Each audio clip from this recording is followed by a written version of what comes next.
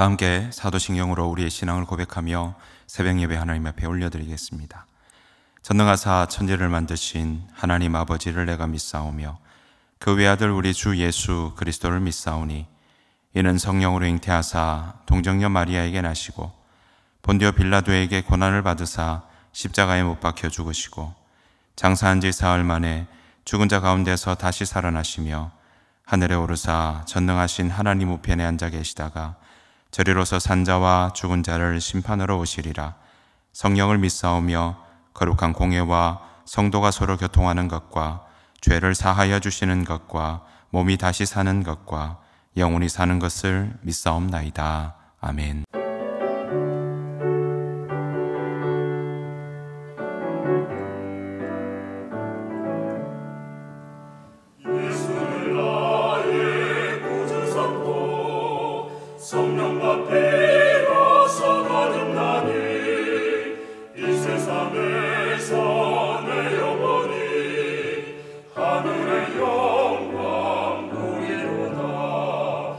이것이 나의 간증이요 이것이 나의 찬송일세 나 사는 동안 끊임없이 구주를 찬송하리로다.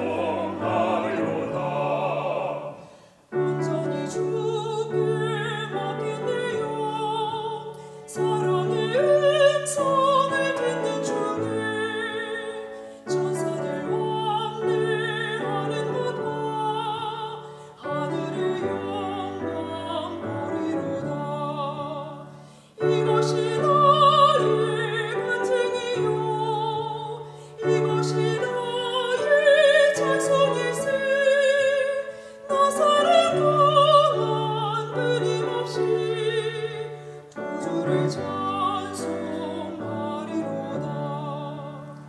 주 안에 기쁨 누림으로 마음의 풍랑이 잔잔하니 세상과 나는 간못 없고 구속한 주만 보이노라. 이것이 나의 간증이요 이것이 나의 찬송일세 나 사는 동안 끊임없이 구주를 찬송하리로다.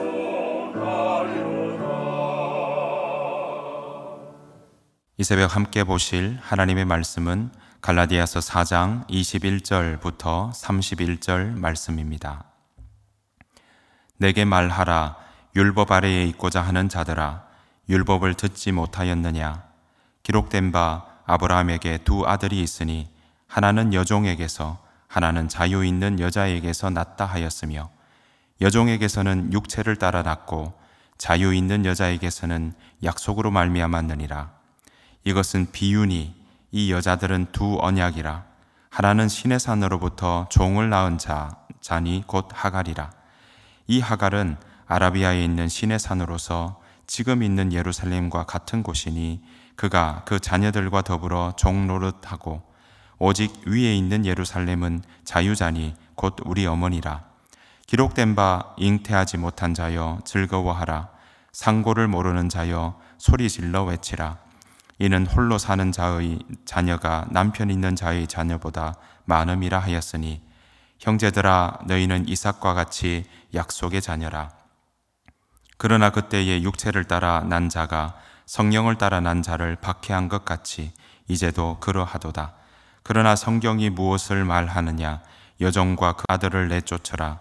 여종의 아들이 자유 있는 여자의 아들과 더불어 유업을 얻지 못하리라 하였느니라. 그런즉 형제들아 우리는 여종의 자녀가 아니요 자유 있는 여자의 자녀니라. 아멘. 다 함께 기도하겠습니다. 우리의 호흡을 주관하시고 시간의 주인이 되시는 여호와 하나님 아버지, 새로운 하루를 주셔서 감사드립니다. 오늘 하루가 그저 의미 없는 또 하루가 아니라 우연이라고 할 수밖에 없는 주의 은혜가 우리 삶 가운데 있는, 또한 주께서 인도하시는 그런 복된 하루가 되게 하여 주옵소서.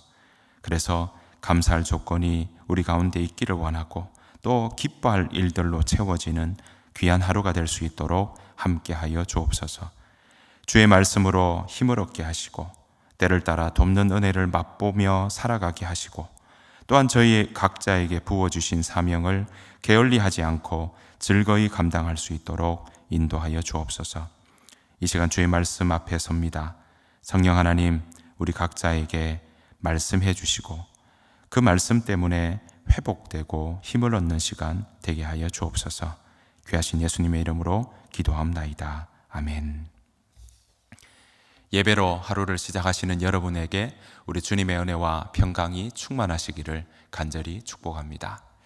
요즘 매스컴을 통해서 아프가니스탄의 그 정권이 바뀌는 이야기들을 우리가 듣고 있습니다.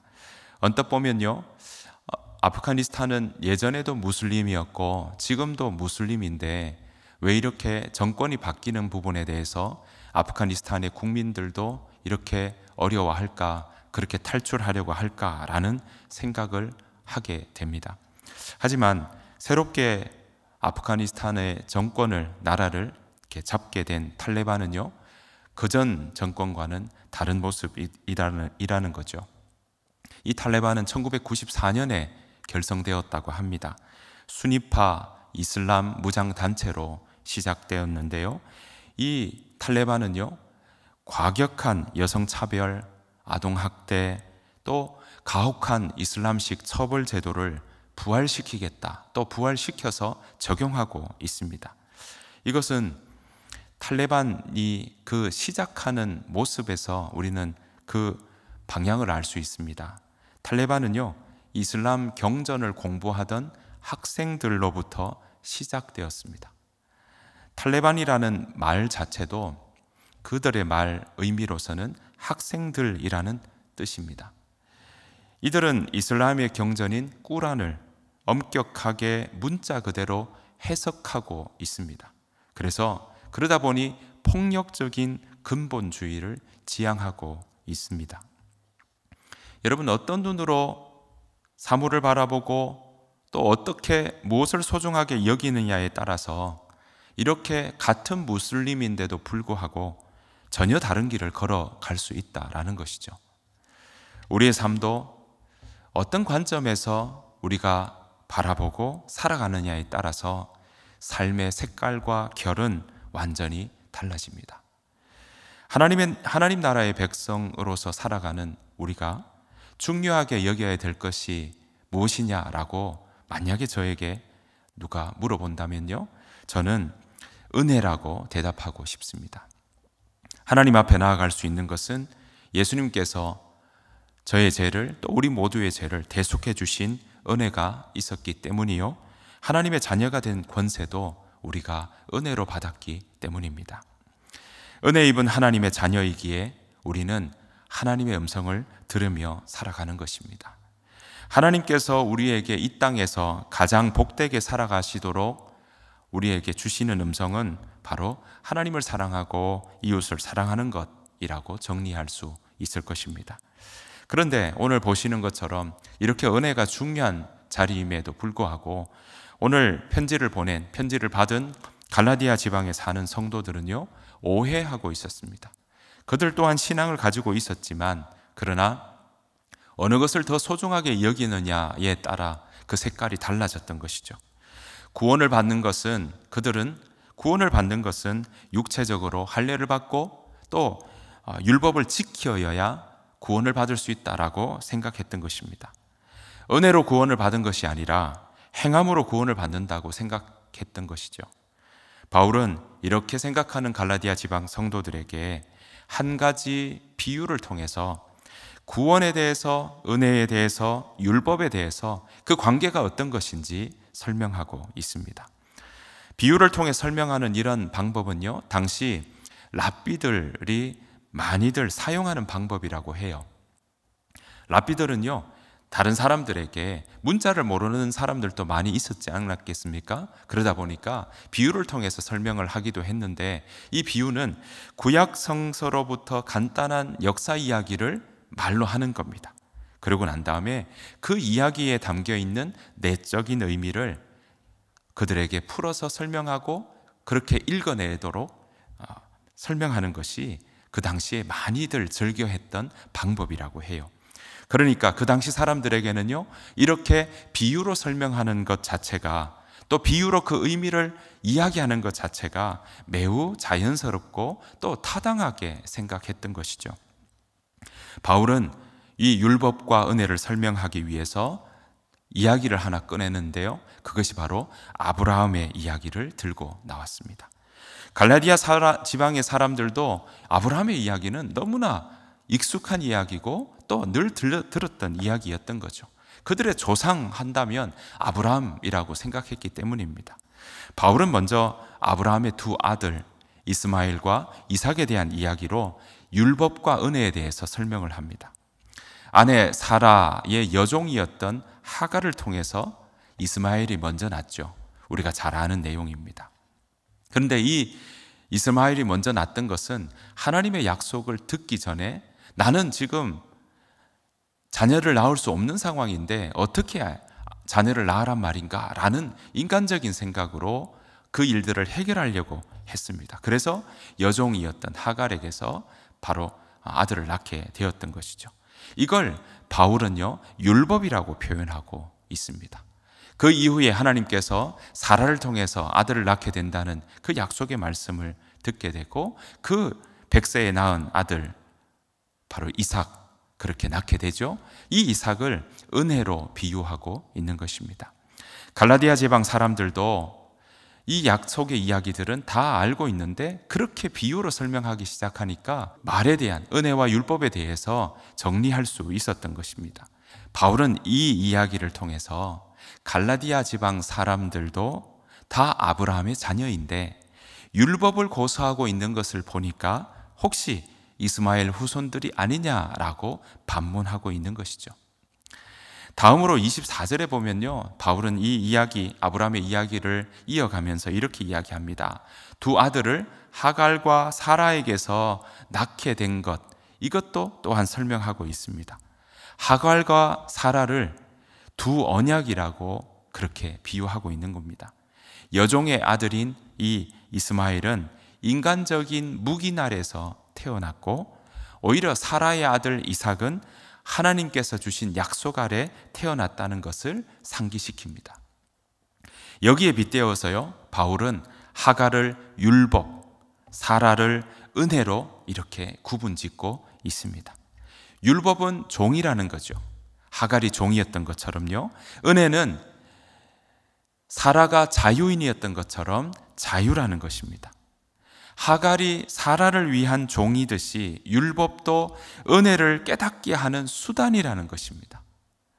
그래서 행위로 구원을 얻는다는 것은 율법에 속하는 생각이요, 믿음으로 얻는다는 것이 은혜에 속하는 것이라고 정리하고 있는 것입니다. 이렇게 사도 바울은요, 율법을 따라 살려는 갈라디아인들에게 율법과 은혜의 관계를 설명하고 있으면서 그들이 다시 그리스도를 통한 믿음의 삶으로 돌아오기를 권면하고 있는 것입니다. 왜냐하면 율법을 지키고 그 아래에서 종노릇하려는 것은 실체를 버리고 허상을 쫓는 것과 같다라는 것입니다. 그렇게 실체를 버리고 허상을 쫓는 모습은 그 결과가 어떨까요? 예수 그리스도의 은혜와 사랑을 부인하는 것으로 이어질 수 있다라는 것입니다. 사랑하는 성도 여러분, 우리는 은혜로 구원을 받은 자입니다. 은혜를 이야기한다고 해서 율법이 필요 없다는 것이 아닙니다. 은혜를 이야기한다고 해서 율법을 보지 않아도 된다는 것은 아닙니다. 율법 전체를 폐기하자는 것도 더더욱 아닙니다. 여러분, 우리가 예수님께서 율법과 은혜에 대해서 또 율법에 대해서 이렇게 정리를 해주셨어요. 예수님은 한 율법사가 묻는 질문에 이렇게 답하십니다. 마태복음 22장 35절부터 40절 말씀인데요, 제가 읽어보겠습니다. 그리고 그들 가운데 율법교사 하나가 예수를 시험하여 물었다. 선생님, 율법 가운데 어느 계명이 중요합니까? 예수께서 그에게 말씀하셨다. 내 마음을 다하고 내 목숨을 다하고 내 뜻을 다하여 주 너의 하나님을 사랑하여라 하였으니 이것이 가장 중요하고 으뜸가는 계명이다. 둘째 계명도 이것과 같은데 내 이웃을 내 몸과 같이 사랑하여라 한 것이다. 이 두 계명에 온 율법과 예언서의 본 뜻이 달려 있다. 아멘. 사랑하는 성도 여러분, 오늘 예수님께서는 율법을 정리하면서 율법과 선지자의 그 예언서의 본 뜻은 하나님을 마음과 뜻과 정성을 다해서 사랑하는 것과 또 한 가지는 이웃을 내 몸같이 사랑하는 것, 이 두 가지로 정리해 주고 계십니다. 서로 사랑하라 라는 계명을 알면요, 우리 삶 가운데 그 서로 사랑하라는 그 계명을 가지고 실천하게 된다면 그것은 율법을 우리가 지켜야 될 부담으로 생각하는 것이 아니라 우리가 지킬 수밖에 없는 은혜를 알기에 이 사랑하는 율법에 대해서, 사랑하라고 하는 율법에 대해서 지켜나갈 수밖에 없다는 것입니다. 여러분, 신앙이 주는 자유함은 우리 가운데 어떤 것을 다른 것에 매이도록 하는 것이 아니라 하나님 안에 매이게 우리를 이끌어 주실 것입니다. 하나님 앞에 매인다고 하니까 내가 아무것도 할 수 없는 것 같지만 아니요, 하나님 안에 매이는 것이 우리로 가장 자유케 해주시는 자리임을 우리는 기억해야 할 것입니다.